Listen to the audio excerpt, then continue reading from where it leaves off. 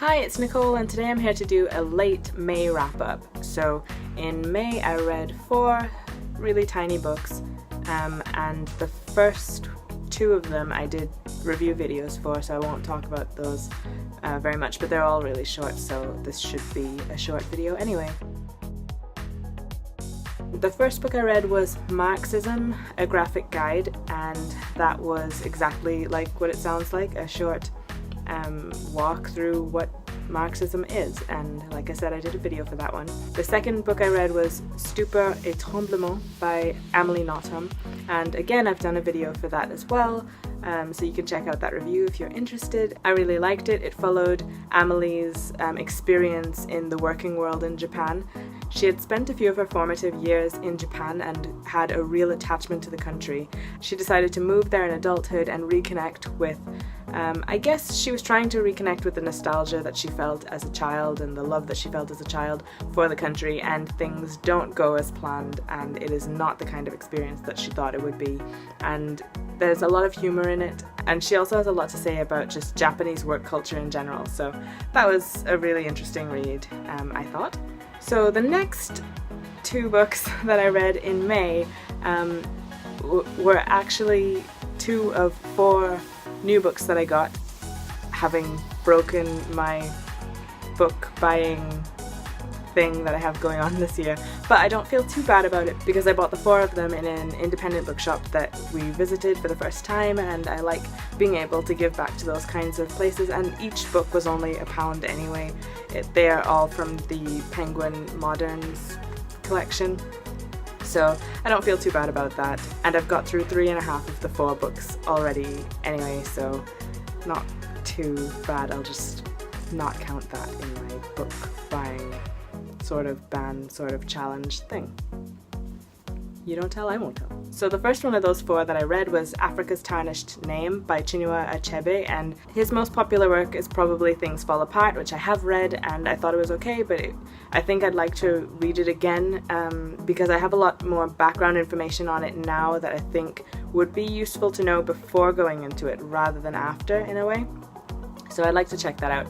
But I really enjoyed this book. I gave it 5 out of 5 stars because it was just really, really insightful assessments of sort of how language can be used to help in the colonization efforts of a country or region. And I found it to be really interesting as well because it's from a perspective outside of the kinds that we're used to hearing, that is very well informed, very aware of things, very good at explaining the situation. One of the best things that I got out of this as well was a certain reassurance about my own opinions on certain things. So he talks a lot about Heart of Darkness by Joseph Conrad, which I've read, and when I read it at the time, I tried to give it the benefit of the doubt in my assessment, and I just kind of said, well, a lot of people like this book and a lot of people respect the author, and they don't seem to be bringing up any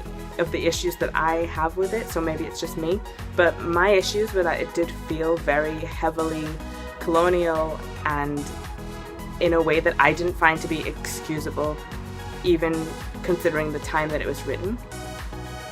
And Chinua Achebe brings that up, and he talks about how one of Joseph Conrad's big heroes did not have that kind of attitude towards black people that Joseph Conrad does. In Heart of Darkness, Joseph Conrad describes Africans as being rudimentary souls and similar things like that. The way that he talks about them I find to be in a very distasteful way to me, and I guess reading this book made me feel like I wasn't in the wrong for feeling that way when I first read it, and also made me realize how easy it seems to overlook these things in the mainstream of Western literature.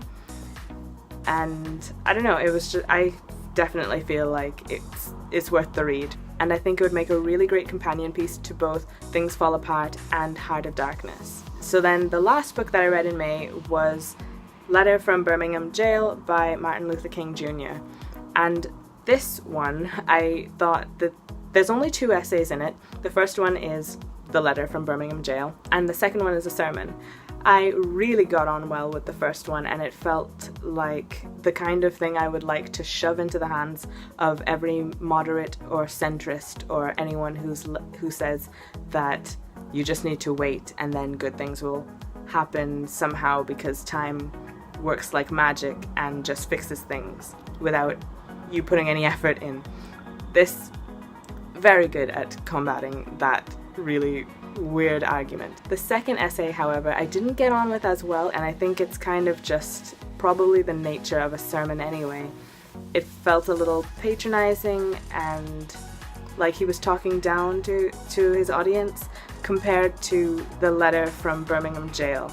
So the content I didn't find particularly interesting, or the way that it was told wasn't particularly moving either, but the first essay I thought was just really good. So again, I would definitely recommend reading this one. You can skip the second essay if you don't want to read that. And that's all I read this month. I guess I've been really distracted with other things, and I think June and July are going to be similar. But I did actually film a video for the Reading Women challenge kind of thing, because that seems really fun. I don't know how many of the challenges I will be able to do in June, but I'll try my best to get at least one done, and I might refilm the video because it's just so long and unnecessarily so. But I think that would be a really good one for me, especially because shame on me, I'm one of the booktubers who probably doesn't read enough women, and there's a lot of reasons for that, none of which are because I don't want to. I definitely want to. It's just that for a lot of the subjects that I'm interested in at the moment, I'm finding it harder to find books by women in some of those subjects. Particularly, I find in politics, it seems a bit harder to find women in that area that aren't talking only about politics as it relates to women's issues, but just more generally. And I feel like there are a lot of societal reasons for that as well. But I'm going to do my best to read a few books by women that also fit into the Read Women challenge, and I will talk about that in that video when I remake it. And that's all for now. I'll see you again next time. Bye!